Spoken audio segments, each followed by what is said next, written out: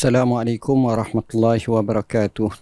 Alhamdulillah wassalatu wassalamu ala Rasulillah wa ala alihi wa sahbihi wa mawalah amma ba'd. InsyaAllah pada hari ini kita perkemahkan diri untuk kita mulakan permulaan pembacaan kita kitab Ahsinul Kalim Syarhul Hikam sebagaimana yang kami janjikan. Yang mana ada beberapa jilid. Kita mulakan dengan Al-Fatihah. A'udzubillahi minasyaitonirrajim. Bismillahirrahmanirrahim. Alhamdulillahirabbil alamin arrahmanirrahim maliki yaumiddin iyyaka na'budu wa iyyaka nasta'in ihdinas siratal mustaqim siratal ladzina an'amta 'alaihim ghairil maghdubi 'alaihim waladdallin amin. Sidang pendengar, penonton yang saya kasihi, sebagaimana pada sebelum Ramadan kita ada bincang sikit berkenaan dengan mukaddimah kepada kitab ini dari segi tasawufnya, di mana saya telah menamakan kitab ini dengan nama Ahsinul Kalim Syarhul Hikam, yang membawa maksud mutiara kata yang indah syarah hikam, yang diberi nama oleh guru kami Allamah Syekh Dr. Muhammad Abdul Latif Al-Farfur rahimahullahu ta'ala. Dan seterusnya, dalam buku ini juga kami menerangkan beberapa perkara yang penting bagi saya, tak lain tak bukan antaranya ialah apakah maksud tasawuf, pengenalan tasawuf itu. Dan kita terang dari segi bahasa, sebagaimana Ibn Khaldun kata, pengaruhnya bergiang dan bahasa kami telah sebut lebih daripada 6 makna tasawuf, sama ada dengan makna bulu, dengan makna seorang lelaki daripada Sufah bin Murrah, ataupun daripada sah pertama semayang kerana mereka cintakan ibadat solat berjemaah, daripada safak bersihnya hati, atau sufah nisbah kepada orang miskin yang duduk di belakang masjid Nabi. Begitu juga sufia daripada bahasa Yunani yang bermakna hikmah. Bila sebut filosofia dengan makna cintakan hikmah, dan kita tarjihkan. Dan dari segi bahasa, dari segi istilahnya banyak kita sebut. Ma'ruf Karki kata tasawuf maknanya bergantung kepada Allah dan tidak kepada manusia. Kata Abu Turab An-Nakshabi, Sufi ialah seorang yang tidak dikotori oleh suatu hal pun, bersih daripada semua perkara. Al-Jurairi menyatakan tasawuf ialah perlakuan akhlak yang tinggi, meninggalkan perlakuan yang keji. Dan banyak lagi tarikh-tarikh yang kita sebut, termasuklah seperti yang dinyatakan oleh Junaid Al-Baghdadi dengan maksud kamu bersama Allah tanpa sebarang perantara. Begitulah Imam Ghazali sendiri berkata ahli tasawuf ialah mereka yang berjalan pada jalan Allah, khususnya perjalanan mereka merupakan sebaik-baik perjalanan dan sebenar-benar jalan di samping akhlak mereka. Jadi semuanya kita telah bincangkan, dan selepas daripada itu kita terangkan makna nama-nama bagi tasawuf. Ada nama ilmu tazkiyah, ada nama ilmu suluk, ilmu batin, ilmu sir, ilmu zauki, ilmu laduni, ilmu kasyaf, ilmu ihsan, ilmu ikhlas. Dan sumber ilmu tasawuf ni sudah tentu daripada Al-Quran, daripada hadis, ilham orang soleh dan futuh al-arifin. Dan hukum mempelajari tasawuf sebagaimana kami nukilkan pandangan Imam Ghazali menyatakan fardu ain, kerana manusia tak sunyi daripada aib atau sakit kecuali para anbiya. Dan Syekh Syazili rahimahullah berkata, siapa yang tidak menceburi ilmu ini, nescaya dia mati dalam dosa besar dan tidak disedarinya. Syekh Dahlan Al-Qadiri dalam kitabnya Sirah At-Talibin menyatakan hukum belajar tasawuf ialah wajib ain, maknanya mesti atas setiap orang yang mukallaf. Dan Imam Malik menyebut man tasawwafa walam yatafaqqah faqad tazandaqa, wa man tafaqqaha walam yatasawwaf faqad tafassaka, wa man jama'a bainahuma faqad tahaqqaqa. Barang siapa yang mempelajari ilmu tasawuf tanpa fiqh, maka dia boleh menjadi zindik, yakni kafir. Kenapa? Kerana dia tinggalkan syariat zahir. Barang siapa yang mempelajari ilmu fiqh tanpa tasawuf, maka dia jadi fasik, kerana mungkin datang riak, ujub, takabur, sum'ah dan lain lagi. Dan barang siapa yang menghimpunkan kedua-duanya, tasawuf dan juga fiqh, maka itulah sebaik-baik dan sempurna perkara. Dan itu yang kita telah bincangkan belajar hukum tasawuf ini. Faedah bila kita belajar ilmu tasawuf ni ialah dia dapat mendidik hati dan makrifah kepada Allah dengan sebenar-benarnya. Dan tajuk perbincangan tasawuf ialah zat yang maha tinggi untuk makrifahnya dengan dalil, termasuk jiwa, hati, ruh bagi tazkiyah atau mensucikannya, di samping masalah akhlak dengan memasukkan akhlak yang mahmudah, meninggalkan akhlak yang mazmumah, yang keji. Adapun matlamat tasawuf ini sama ada untuk makrifah kepada Allah dan membina masyarakat. Bukan untuk kita saja tapi untuk masyarakat. Masyarakat yang baik, yang sentiasa di bawah lindungan Allah dengan petunjuk hidayah daripada Allah dan Rasulnya SAW, maka lahirlah masyarakat yang dianggap sebagai negeri yang baik, baldatun tayyibatun wa rabbun ghafur. Oleh kerana kita telah nak bincang berkenaan dengan kitab hikam ini, kita kena kenal siapa itu pengarang kitab hikam yang digelar sebagai Ibnu Athaillah, di mana nama sebenarnya Tajuddin Ahmad bin Muhammad bin Abdul Karim bin Athaillah As-Sakandari. Dan dikatakan bahawa Ibnu Athaillah rahimahullahu ta'ala ini dilahirkan di Iskandariah, Mesir, yang merupakan bumi tumpah darah keluarganya. Sedangkan tarikhnya menjadi khilaf ulama. Dan dikatakan bahawa dia lahir paling hampir pada tahun 639 Hijrah. Maknanya tuan-tuan, kalau kita tengok dari segi kelahirannya itu, dia hampir sama dengan zaman Imam An-Nawawi rahimahullahu ta'ala. Kerana Imam Nawawi, kalau kita tengok di sini, Imam Nawawi lahir pada tahun 631 Hijrah. Jadi maknanya beza dengan Imam Nawawi itu tak jauh manalah, dekat sangat. Imam Nawawi dia lahir pada tahun 631 Hijrah. Sedangkan Ibn Athaillah As-Sakandari lahir pada tahun 639. Maknanya 8 tahun lebih muda Ibn Athaillah daripada Imam Nawawi. Ini ada orang kata, tapi ada juga pendapat menyatakan tahun 640 Hijrah sebagaimana yang dinukilkan daripada Izzuddin Abdullah Khalafullah. Dan guru-gurunya kita telah bincang, di mana adanya Syekh Al-Abraquhi, adanya Abul Abbas Al-Mursi yang masyhur, termasuklah Syekh Muhyi Al-Maruni, Syekh Nasruddin Ibn Munir Al-Jarawi dan beberapa tokoh-tokoh yang lain, termasuklah Syekh Muhammad Ibn Abbad dan lain-lain lagi. Dan pujian ulama kepada Ibn Athaillah As-Sakandari ini luar biasa, termasuklah gurunya sendiri Syekh Al-Mursi, Abul Abbas Al-Mursi berkata, iltizamlah engkau kerana demi Allah, jika engkau beriltizam nescaya engkau akan menjadi mufti dalam dua mazhab, iaitu syariat dan juga hakikat ilmu batin. Tuan-tuan dan puan-puan yang dirahmati Allah, menjadi kelaziman ulama seperti ini meninggalkan ramai murid-muridnya seperti Syekh Syarafuddin Abu Sulaiman Dawu Al-Bakhili Al-Iskandari. Begitu juga Imam Muhaddis Mesir Abul Abbas Shihabuddin Ahmad bin Millah As-Sakandari, Imam Tajuddin Muhammad bin An-Nakhal, saudara kandung Syekh Ibn Athaillah As-Sakandari, dan lain-lain lagi, termasuk Imam Subki, ulama besar dalam mazhab Syafi'i. Beliau dikatakan meninggal dunia tahun 709 Hijrah. Kalau 709 Hijrah, maknanya ketika itu umur dia 70 tahun. Dia tua dah. Tua, ada kata 70 tahun, ada kata lebih sikit, kurang sikit.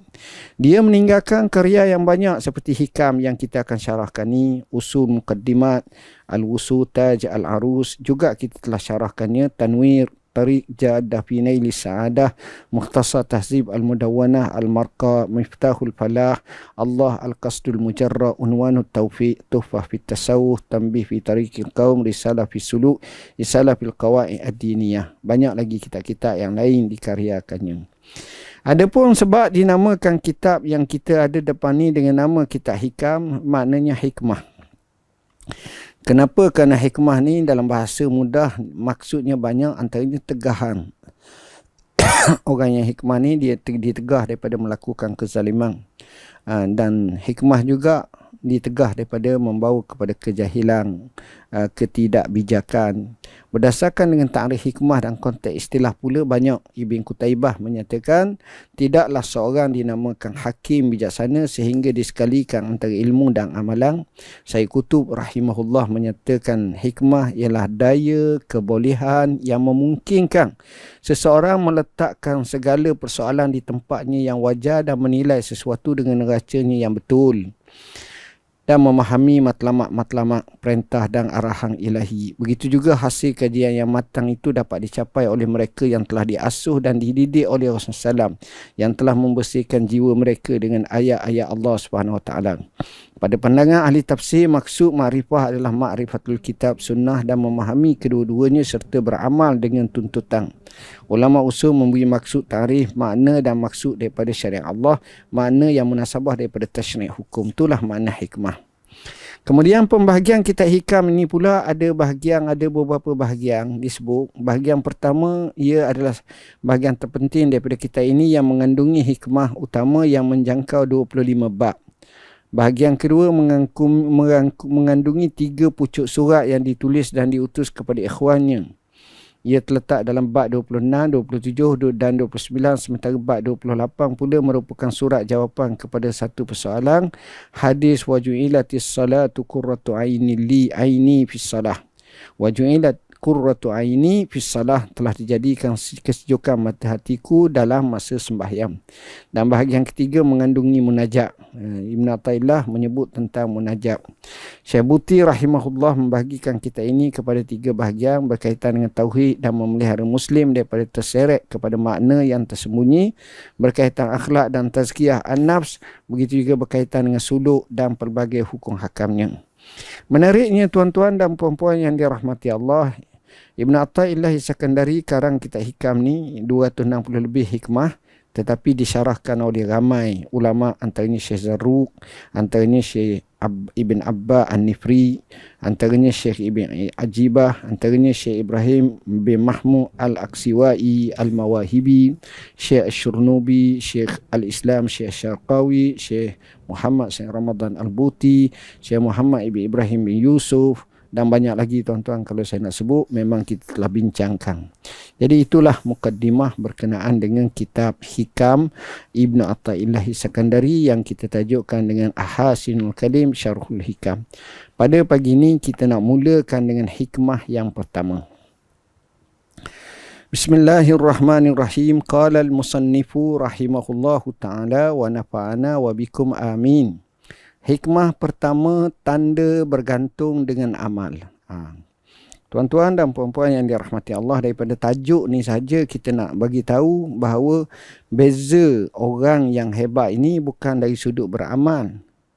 Tapi nak beza pula dalam beramal tu, adakah dia dikenakan kerana Allah ataupun kerana dia seronok dengan amal ataupun kerana dia riak, wujud, takabur dan seumpamanya. Ini telah dimulakan oleh Ibn Athaillah Iskandari. Jadi nak betul kita, kalau awak nak beramal, awak kena beramal, tapi jangan bergantung pada amalan tu, tapi bergantunglah kepada Allah.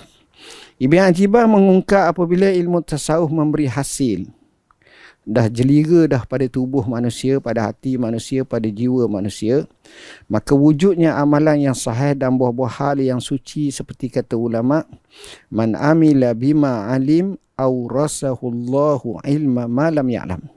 Barang siapa yang beramal dengan ilmu yang dipelajari, nescaya Allah mewariskannya ilmu yang dia tidak ketahui. Perkara ni tuan-tuan banyak berlaku. Kita tahu satu benda, kita kembangkan, kita beramal, kita ajar. Di celah-celah pengajaran kita itu, Allah ilhamkan. Di celah-celah perbuatan kita itu, kita dapat menambahkan lagi, baru kita nampak. Macam contoh yang paling mudah kali tuan-tuan, dia tu pergi Mekah. Dia belajar khusus haji, sungguh-sungguh belajar, sampai dah 4 kali dah, termasuk intensif dan seumpamanya belajar, baca, tengok video, tengok audio, tengok semua sekali. Dia dapat sebuah ilmu yang mungkin markahnya 90%, 80%, 70% dari segi kefahaman. Kemudian dengan takdir Allah Ta'ala, dia dapat pergi ke Mekah. Dia pun pergi ke Mekah. Sampai di Mekah, dia pun dapat belajar, dapat buat apa yang dia tahu dan dibimbing oleh mutawif, oleh masyayikh, oleh ustaz, oleh ketua rombongan jemaah haji itu. Maka dia pun dapat 40 hari berada di Mekah, Madinah. Dia pulang. Tidak sama sebagaimana sebelum dia pergi. Kepahamannya, kerana apa? Kerana dia telah beramal. Kerana dia telah praktis. Kerana dia telah masuk ke dalam haji itu sendiri. bukan sekadar pengetahuan lagi, tapi dia masuk, dia laksanakan, dia fahami dan dia tahu tentang mengerjakan ibadat haji ni. Bila nak kerja, nak buat ni, maka di situlah kefahamannya jauh lebih hebat daripada sebelum dia pergi Mekah lagi. Maka banyak ilmu-ilmu baru yang dia dapat, kefahaman yang baru, sudut pandang yang lain yang jauh lebih matang, lebih arif berbanding sebelum daripada itu. Walaupun yang pertama sudah ada ilmu, tapi yang kedua dengan beramal. Ibn Athaillah memulakan kalam hikmahnya dengan amal sebagaimana katanya. Yang ini kata-kata hikmah dia. Min alamatil i'timadi ala al-amali nuqsanur raja' inda wujudiz zalali. Antara tanda kebergantungan kepada suatu amalan, kurangnya pengharapan kepada Allah ketika berlakunya kegelinciran dosa. Pertama tuan-tuan kita tengok, dia guna kalimah min. Min tu apa makna? Min tu maknanya sebahagian. Artinya banyak lagi lah yang menyebabkan orang yang bergantung kepada amalan tu sifatnya. Tapi di sini dia nak sebut satu, sebahagiannya. Baik. Al-intima' kita syarah dulu, syarah lafaz. Al-i'tima' min alamatil i'tima'. Apa makna i'tima'? Bergantung dan cenderung kepada sesuatu. Atau mengumpul kekuatan pada sesuatu bagi mencapai maksud. Itu makna i'tima'. Syekh Zarruq berkata menumpukan kekuatan pada suatu perkara, iaitu dorongan jiwa untuk mencapai atau untuk yang diinginkan bagi memperoleh tujuan daripadanya. Dia i'tima' nak semayang. Dia i'tima' nak haji, dia i'timad nak dapatkan kebaikan dan seumpamanya. Jadi dia tupu kekuatan untuk nak buat sesuatu dengan jiwa untuk nak capai apa yang diinginkan. Itu makna i'timad. Amal pula adalah perbuatan fizikal atau gerak hati yang mana jika ia seiring dengan syariat maka dinamakan taat, dan jika sebaliknya namakan maksiat. Jadi amal ni ada dua lah. Hak baik pun amal, hak jahat pun amal. Tapi kalau hak baik dipanggil taat, hak jahat dipanggil maksiat. Raja adalah harapan kepada Allah yang maha pengampun dosa. Apa makna raja? Sebuah harapan. Kita buat benda, kita ada harap. Kita kerja, kita harap dapat gaji. Kita pergi Mekah, kita harap dapat haji mabrur. Kita semayang supaya kita dapat syurga Firdaus. Kita puasa supaya kita dapat masuk melalui pintu rayyan. Kita dapat takwa. Mana ada harapan tu. Mafhum hikmah yang kita baca min alamatil i'timad ala al-amali nuqsanur raja' inda wujudi zalali, dengan maksud begini. Janganlah kita ni bergantung pada amalan yang telah kita lakukan. Kita bangun pagi, kita rasa alhamdulillah seronok sangat pagi ni sebab aku semalam boleh semayang banyak, jadi boleh solat ataupun boleh zikir, boleh ibadat, boleh doa, atau boleh puasa, boleh sedekah, boleh pelbagai kebaikan boleh buat dalam meraih keredaan Allah dan ganjaran yang telah dijanjikannya.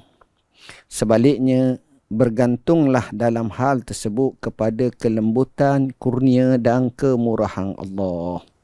Khatu sebenar.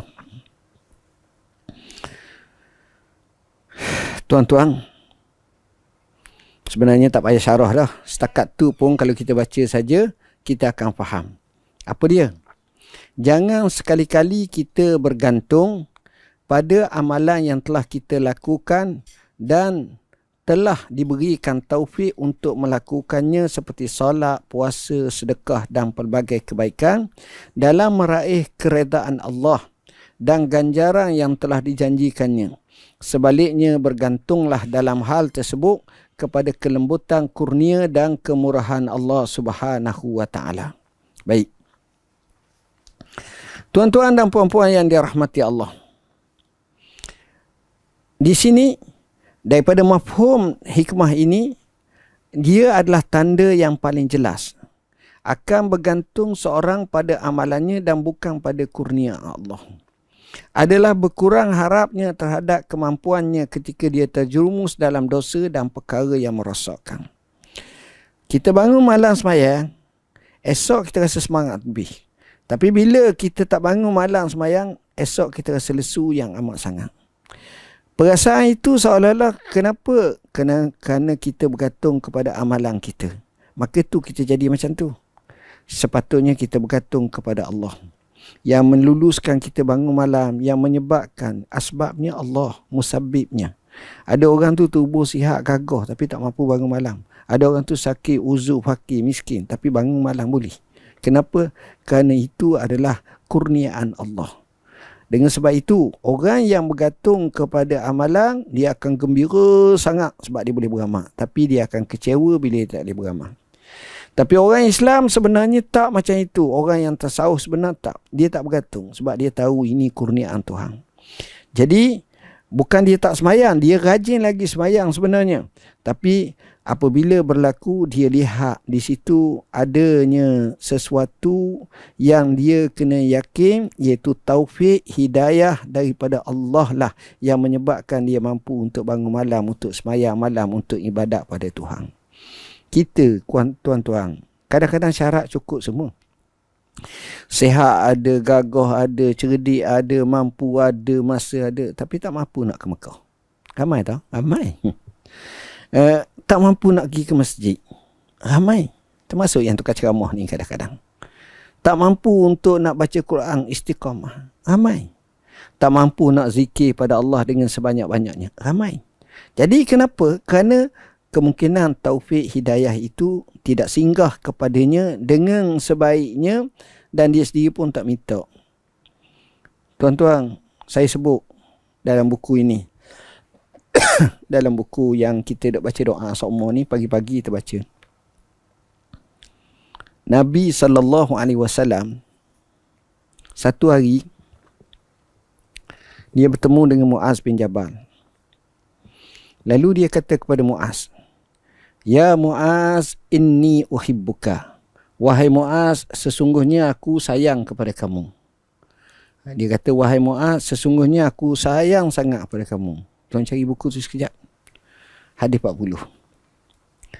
"Wahai Muaz, sesungguhnya aku sayang kepada kamu." Lepas dia sebut sayang, cinta ni, maka dia pun sebut, dia kata apa? Dalam buku ni kita syarah dah. "Alla tada'a dubura kulli salatin an taqul Allahumma inni ala zikrika wa syukrika wa husni ibadati." Jangan sekali-kali kamu tinggalkan.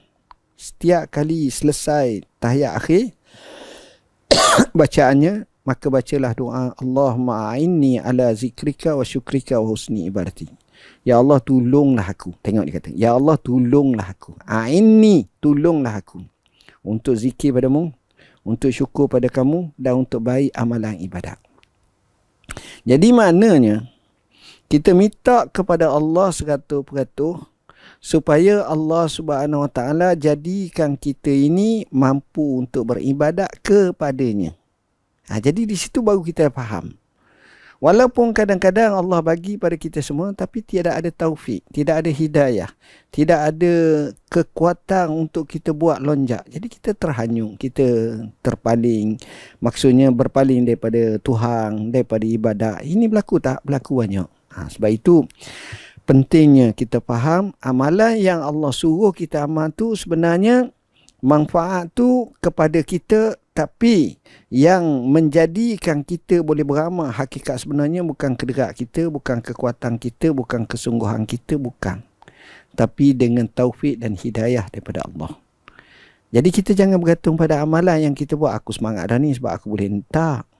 Sebab amalan tu satu hal, tapi penerimaan satu hal lain. Yang ini juga akan kita bincang lah dalam ini. Ini tanda dia. Baik. Ibn Abbas berkata, kebergantungan kepada Allah merupakan sifat orang arifin yang mentauhidkannya. Sebaliknya, kebergantungan kepada selainnya merupakan sifat yang jahil baginya. Tuan-tuan, ramai orang, dia boleh semayang, dia seronok. Alhamdulillah, baguslah. Seronok. Tapi kalau orang tanya, kenapa kamu seronok? Dia kata, aku semayang. Bagus. Seronok dalam tak. Tapi saat yang sama bila berlaku kekurangan dari solat ini, dia rasa letih, lesu dah. Dia masih ada lagi bergantung pada solat tu. Tapi kalau dia tengok kepada Tuhan, Allah ajar kita bab sembahyang ni tuan-tuan, supaya gantung kat dia. Contohlah dalilnya. Bila Tok Bila azan, Tok Bila kata Allahu Akbar, Allahu Akbar, kita jawab sama, Allahu Akbar, Allahu Akbar. Tapi bila Tok Bila kata hayya 'alas salah, kita tak kata hayya 'alas salah. Sebab Tok Bila ajak kita pergi semayang kat masjid, kita ajak Tok Bila semayang kat kedai kopi. Anda kita tengah duduk kedai kopi. Jadi jawapan ketika kita dengar hayya 'alas salah, maka kita jawab la haula wala quwata illa billah. Tengok, la haula wala quwata illa billah. Haul dengan kuwah, dua-dua ini ada hubungan yang cukup akrab. Sama ada kekuatan, sama ada penggerak kepada kekuatan tu. Itu dua perkara tu. Dua-dua ni milik Allah. Dan Allah boleh bagi. Tak ada satu pun tak mampu dah. Tak ada haul, tak ada kuwah, tak ada kuwah, tak ada haul. Salah satu je. Salah satu. Kalau dua-dua tak ada, lagilah. Jadi di sini kita tengok. Orang tu makan 10 meter je daripada masjid. Tapi dia tak mampu pergi masjid. Walaupun dia dengar hayya 'alas salah. Kenapa? Kerana mungkin ada halangan yang tertentu. Dengan sebab itu kita katakan bergantung hanya kepada Allah. Jangan amalan kita. Tuan-tuan, iktibar hikmah. Terdapat dua golongan manusia. Pertama yang bergantung kepada Allah, inilah sifat orang arifin yang muwahhidin, bertauhid. Yang kedua bergantung kepada selain daripada Allah, inilah sifat orang jahil dan lalai. Dia nampak benda lain. Sebab mereka menghukum dengan hukum zahir. Yang ini menghukum dengan hukum batin. Lain tuan-tuan. Antara kedua-duanya amat jauh sangat.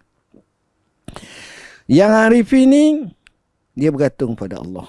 Wa 'alallahi falyatawakkalul mu'minun. Wa tawakkal 'alal hayyil ladzi la yamut. Dan kalau kita tengok mereka ni, bila contohnya bila mereka semayang ni, kita nampak mereka bergantung pada Allah. Start dengan Allahu Akbar. Bagi menzahirkan dan menjelmakan kebesaran keagungan Allah. Yang dia tak ada upaya, tak ada segala-galanya. Ucap dengan Allahu Akbar kabira walhamdulillahi kasira sehingga akhirnya. Dan banyak lagi bacaan-bacaan yang menunjukkan kelemahan, kefakiran sang hamba kepada Tuhannya dan Tuannya. Ini yang pertama. Jadi pembahagian manusia itu sama ada bergantung pada Allah, itu sifat arifin, muwahhidin, atau bergantung selain daripada Allah, ini sifat jahil dan lalai. Kita rasa semangat sebab kita makan ubat. Kita bergantung pada ubat. Ubat sebagai alat bergantung kepada Allah.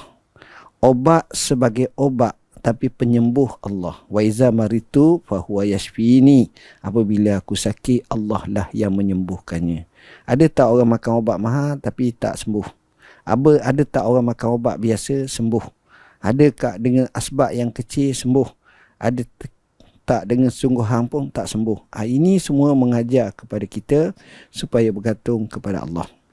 Menurut Syekh Ahmad Zarruq, manusia dibahagikan kepada 3 golongan. Yang bergantung kepada amalan. Ini dia panggil maqam Islam. Syekh, dia tu orang Islam. Kenapa dia semayang?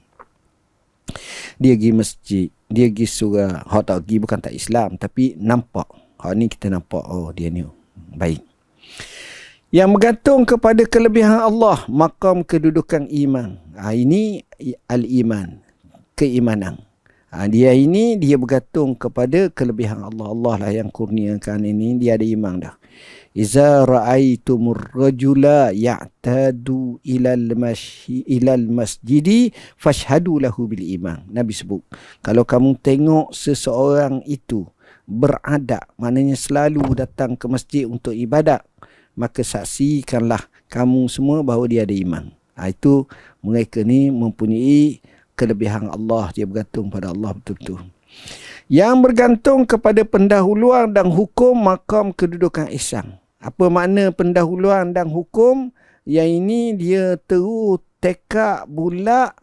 Dia tengok bukan lagi pada diri dia, tapi kepada Allah, kepada Tuhan yang maha besar lagi maha agung. Dia rasa kerdilnya dia. Dia rasa kecilnya dia. Dia rasa naifnya dia. Dan dia tahu ini semua daripada Allah. Maka dia sentiasa berserah kepada Allah, bergantung kepada Allah, memohon kepada Allah. Dengan sebab itu, sebahagian ahli tahqiq berkata, sesiapa yang sampai kepada hakikat Islam, dia baru faham tentang Islam ni, nescaya tiada mampu untuk berpisah dengan amalan. Hak ni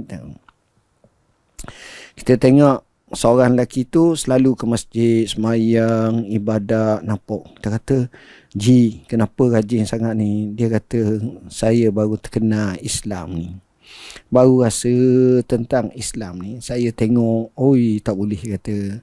Saya rasa seronok bila saya dalam Islam ni. Dia boleh semayang, oi, lain lah, dia kata. Jadi dia tak boleh nak pisah lagi dengan semayang, dengan amalan. Sebab apa? Sebab dia tengok kesang tu, dia rasa dia ni. Ni peringkat pertama, ni kata ahli tahqiq. Sesiapa yang sampai kepada hakikat iman, nescaya tiada mampu berpaling kepada amal. Orang yang ada iman ni pula, bila dah sampai kepada hakikat iman, tiada mampu berpaling kepada amal. Maknanya pada masa itu, walaupun dia beramal, dia tahu amal ni, tapi dia sentiasa tak tengok amal tu, tapi dia tengok kepada kurniaan Allah Subhanahu Wa Taala. Jadi dengan sebab itu dia akan jadi sebati dengan amal. Sikit-sikit nak semayang, nak ibadat, nak. Tadi tu dia rasa seronok dah. Hak ni ekstra sikit lagi. Masuk yang ketiga, dan siapa yang sampai kepada hakikat insan, nescaya tiada mampu berpaling kepada selain daripada Allah. Kerana ihsan itu anta'budallah ka'annaka tarah fa illam takun tarahu fa innahu yaraka. Ni dalam hadis 40 ni kita sebut. Di mana kamu ibadat kepada Allah seolah-olah kamu nampak Allah. Dan kalau kamu tak nampak Allah, kamu yakin Allah nampak kamu. Allah tengok kamu. Jadi maqam bila ibadat nampak Allah tu, keadaannya lain, khusyuknya lain, ingatannya lain. Kemudian katanya antara alamat tanda-tanda ialah bergantung kepada nafsu adalah antara tanda kecelakaan. Boleh buat maksiat, boleh ikut ni tu tanda kecelakaan. Kesian orang tu. Berpisah tiada dengan nafsu dia, dengan syahwat dia. Bergantung kepada amalan adalah antara tanda tidak tahqiq dengan kegelinciran. Sebab, kenapa? Kerana kalau dia tak beramal, dia letih. Dia rasa jauh dah dia, giam-giam. Dan masa itulah racun syaitan iblis masuk. Tengok. Dan akan jadi, dia kata, anda kau lah, kau ni ahli syurga, kaki beramal, kami ni ahli neraka. Waliyazbillah. Cakapan tanpa faham dan mengerti hakikat tu. Bergantung kepada karamah dan hal adalah antara tanda tidak bersahabat dengan orang yang hebat. Ada orang tu pula, dia merasa seronok dengan karamah-karamah yang berlaku. Rezekinya murah, berkatnya ada, hajatnya tercapai seumpamanya. Jadi dia rapat sangat dengan karamah seperti itu. Maka sebenarnya dia belum lagi boleh bersahabat dengan orang-orang yang hebat. Sebab orang yang hebat tu dia tak tengok dah benda-benda macam tu. Kita tengok ada ulama bahas kenapa zaman sahabat karamah ni tak banyak. Sedangkan zaman selepas tu banyak. Mereka kata kerana zaman sahabat keyakinan yang penuh cahaya kenabian itu tidak memerlukan kepada mereka seperti yang lain. Kerana rapat sangat, sebab mereka ni orang yang disebut dalam Al-Quran Karim dengan sifat-sifat kelebihan yang banyak. Radiyallahu anhum wa radu'an. Mereka, Allah redha pada mereka dan mereka redha pada Allah. Bergantung kepada Allah adalah antara tanda tahqiq makrifah dengan Allah. Bergantung kepada Allah adalah tanda tahqiq makrifah dengan Allah Subhanahu wa Ta'ala. Jadi sepatutnya kita kena bergantung kepada Allah Subhanahu wa Ta'ala. Ibn Ajibah berkata, tanda bergantung kepada Allah ialah tidak kurang harapannya ketika berlaku maksiat dan tidak bertambah harapannya ketika berlaku ihsan daripadanya. Orang ni gantung ke Allah. Apabila dia tergelincir dalam maksiat, dia tak kurang harapannya, tetap penuh kepada Allah. Dan apabila bertambah harapannya, bila dia tidak bertambah harapannya ketika berlaku ihsan daripadanya. Dah dia tahu dah Tuhan bagi, tak tambah, dia tetap macam tu. Sebab dia berada dalam satu kategori tersendiri. Syekh Ibn Ajibah dalam kitabnya Iqaz Al-Himam menyebut pembahagian amalan kepada 3. Ada syariah, di mana amalan syariah ini beribadah atau islah yang zahir. Islah anggota jawarih, taubat, takwa, istiqamah, pergi masjid, buatlah. Amalan tarikah pula qasad tujuan kepada Allah atau islah yang domir seperti ikhlas, tamakninah, sidik. Amalan hakikat pula menyaksikan Allah atau islah yang seperti muraqabah, betul-betul musyahadah dan makrifah. Pengertian ini sama juga dengan amal Islam, amal iman, amal ihsan. Atau disebut amal ibadah, amal ubudiyah dan amal ubudah. Dan juga disebut amal bidayah, amal ahli wasat, amal ahli nihayah. Terdapat beberapa nas yang menunjukkan perbuatan hamba daripada hamba dan juga pernyataan yang sebenar. Antara nas tersebut, wallahu khalaqakum wa ma ta'malun. Dan Allah yang menciptakan kamu dan apa yang kamu lakukan. Menurut ahli tafsir, ayat ini menceritakan kisah pertembungan Nabi Ibrahim dengan kaumnya yang menyembah berhala. Jadi Nabi Ibrahim jawab, hak cipta kamu Allah juga, cipta amalan hak kamu buat apa benda pun Allah juga. At-Tabari berkata, Allah Ta'ala mengkhabarkan perkataan Ibrahim kepada kaumnya, Allah lah yang menciptakan kamu dan apa yang kamu lakukan. Imam An-Nasafi berkata yang dimaksudkan dia menciptakan berhala yang kamu buat. Ma ta'malun tu, ma itu dengan makna ma masdariyah, dengan maksud dia menciptakan perbuatan-perbuatan kamu. Wallahu khalaqakum wa amalakum. Itu maksud dia. Firman Allah Ta'ala, udkhulul jannata bima kuntum ta'malun. Masuklah syurga dengan sebab apa yang kamu telah kerjakan di dunia dahulu. Jadi seolah-olah kita masuk syurga ni sebab kita beramal. Jadi maknanya kena ada amal lah seolah-olahnya. Syekh Syarawi ketika menafsirkan ayat ini mengatakan, ayat ini menjelaskan bahawa Allah akan memberikan syurga sebagai balasan kepada setiap hambanya yang telah melakukan amal soleh ketika di dunia dahulu, serta disebabkan hamba tersebut telah mengikut manhaj atau jalan yang benar. Ini dalam tafsir Syarawi. Tapi di sana ada sebuah hadis, tuan-tuan. Hadis yang disebut oleh Aisyah radhiyallahu anha, bahawa Rasulullah sallallahu alaihi wasallam pernah bersabda, "Lan yudkhila ahadakum amaluhul jannah." Seseorang itu tidak akan dimasukkan ke syurga dengan sebab amalannya. Seseorang itu tidak akan dimasukkan kepada dalam syurga dengan sebab amalannya. Jadi Ibn Ajibah ketika menjawab soalan ini berkata, kitab Allah dan sunnah menjelaskan maksud antara syariat dan hakikat atau tasyrik dan juga tahqiq. Jawapan pertama, permana Allah udkhulul jannah adalah tasyrik bagi ahli hikmah, iaitu ahli syariah. Itu masuklah syurga. Sekali dengan syurga tu dengan amalan. Jadi dengan sebab mu beramal, mu masuk syurga. Ini jawapan pertama. Sabda Rasulullah, lan yudkhila ahadukum al-jannah bi'amali.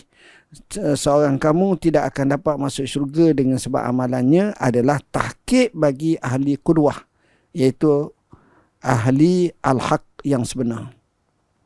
Jadi itu dia. Ini kata mereka ini. Maknanya jawapan pertama, udkhulul jannah itu tasyrik. Jawapan yang kedua hadis Nabi itu tahqiq. Nak tahqiq berkenaan dengan manusia ni sebenarnya masuk syurga bukan dengan sebab amalan, tapi dengan sebab rahmat Allah. Jawapan kedua, apabila Allah menyerukan manusia bertauhid dan taat kepadanya lantaran mereka tidak masuk syurga tanpa tamak, lantas dijanjikan dengan balasan atas amalan mereka. Apabila mereka telah sampai kepada memahami Islam secara mendalam, Allah telah mengangkat martabat mereka kepada ikhlas, ubudiyah dan tahakkuk dengan maqam ikhlas.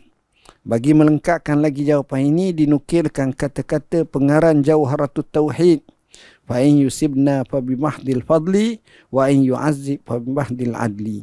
Allah beri pahala kepada kita semata-mata kerana rahmat dan limpahan kurnianya. Sebaliknya jika diseksa semata-mata kerana keadilannya. Syekh Muhammad Al-Hanifi Al-Hadabi ketika mensyarahkan bait syair ini berkata, keesaan Allah dalam menciptakan segala perbuatan itu sekiranya Allah memberi pahala kepada kita atas perbuatan taat, maka sesungguhnya yang demikian itu adalah semata-mata dengan kemuliaannya. Dan sekiranya dia mengazab atau atas perbuatan dosa kita, maka demikian itu adalah semata-mata dengan keadilannya. Dan bukanlah dia anggap zalim kerana itu semua dalam miliknya. Sedangkan zalim ialah melakukan sesuatu dalam milik orang lain. Hal ini berlainan daripada pendapat Mu'tazilah. Mereka berkata wajib diberi pahala kepada orang yang taat dan diazab kepada yang derhaka. Tak semesti macam tu. Jawapan yang ketiga. Penulis menyebut jawapan yang ketiga dengan memetik sebuah hadis yang diriwayatkan daripada Abu Hurairah radhiyallahu an. Daripada Abu Hurairah bahawa Rasulullah SAW bersabda, lan yudkhila ahadan amaluhul jannah, qalu wala anta ya Rasulullah, qala wala ana illa an yataghammadani Allah bifadlin wa rahmah. Seorang tak akan dimasukkan ke syurga dengan sebab amalannya. Sahabat bertanya, walaupun engkau wahai Rasulullah? Jawab baginda, tidak juga, meskipun aku melainkan dengan limpahan kurnia dan rahmat Allah. Itulah hakikat sebenar. Rahmat daripada Allah. Riwayat Bukhari dan Muslim. Al-Hafiz Ibn Hajar dalam menggabungkan hadis ini dengan firman Allah dalam surah Zukhruf, itulah syurga yang diwariskan kepada kamu disebabkan amalan yang dahulu kamu lakukan. Ibn Battah berkata, ayat ini dipahami bahawa tingkatan syurga diperolehi sesuai dengan tingkatan amal. Dan hadis tersebut menerangkan tentang masuk syurga dan kekal di dalamnya.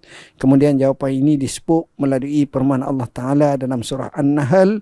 Maksudnya selamat sejahtera kepada kamu, masuklah ke dalam syurga disebabkan amalan baik yang telah kamu kerjakan. Di sini Allah menyatakan bahawa masuk syurga itu disebabkan oleh amal. Beliau menjawab bahawa ayat ini masih bersifat umum dan hadis telah menjelaskan secara lebih terperinci. Maksudnya masuklah kamu ke dalam syurga, tingkatan syurga dan istananya sesuai dengan amal yang telah kamu kerjakan. Setelah itu dia berkata hadis ini dapat berfungsi sebagai pentafsiran ayat tersebut. Maksudnya hadis ini dapat menyebut masuklah kamu ke dalam syurga sesuai dengan amal yang telah kamu kerjakan berkat rahmat dan kurniaan Allah yang diberikan kepada kamu. Hal ini kerana pembahagian tingkatan syurga adalah kerana rahmatnya. Dan kemudian juga dengan masuk syurga, Allah SWT mengilhamkan kepada para makhluk tentang apa yang akan mereka perolehi dengan amal perbuatan mereka.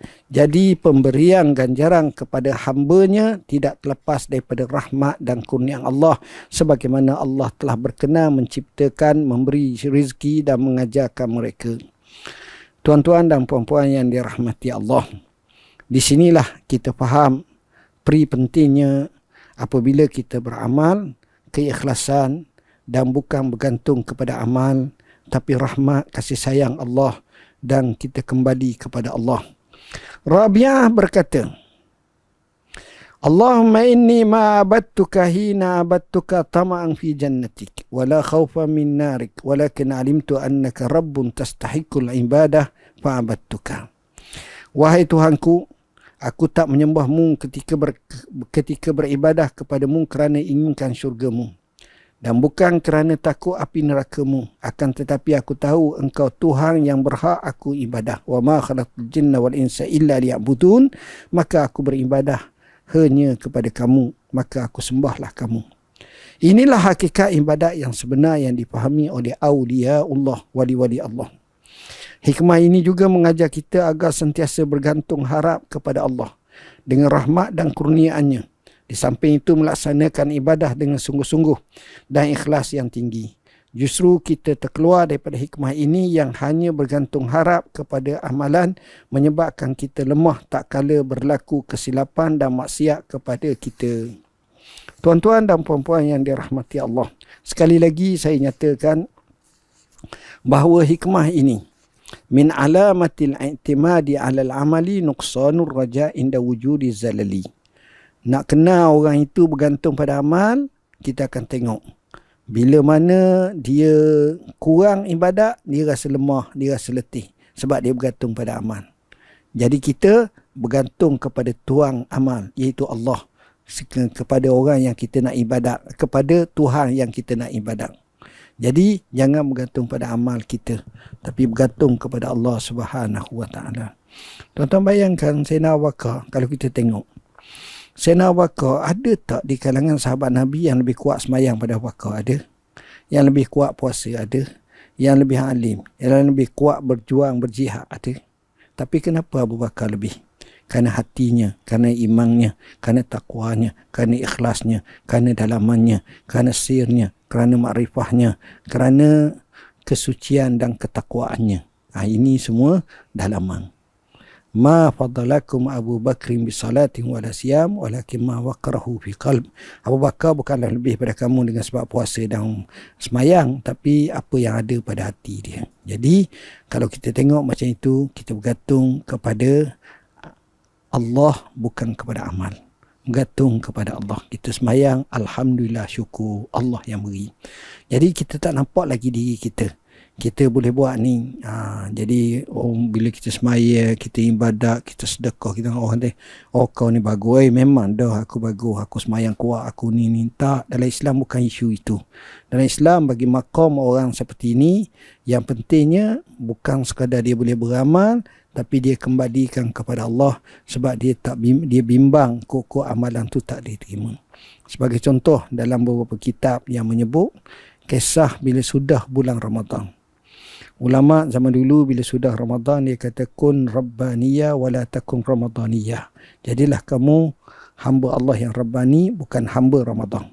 Supaya mereka ni sentiasa beribadat kepada Allah walaupun bukan bulan Ramadan lagi. Keduanya, mereka ni bila dah sudah beribadat di bulan Ramadan, mereka angkat tangan doa, harap kepada Allah. Bukan isu amal, tapi isu penerimaan Allah. Itu satu hal lain lagi yang akan dibincangkan di sini. Mungkin Allah buka pada kita pintu taat, tapi Allah tak buka pintu penerimaan. Jadi pintu penerimaan ini penting. Oleh kerana itu kita kena minta macam doa Muaz yang saya sebut tadi, dalam buku ni pun ada sebut.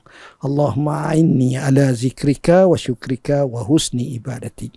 Alhamdulillah, selesailah sudah hikmah yang pertama pada hari ini. InsyaAllah kita sambung lagi pada hikmah yang seterusnya pada esok hari insyaAllah. Bismillahirrahmanirrahim. Allahumma faqihna fid din, alimna ta'wil. Allahumma ja'alna minal ladzina yastami'una qawla fayattabi'una ahsanah. Wa sallallahu ala sayyidina Muhammadin wa ala alihi. Walhamdulillahirabbil alamin. Wassalamualaikum warahmatullahi wabarakatuh.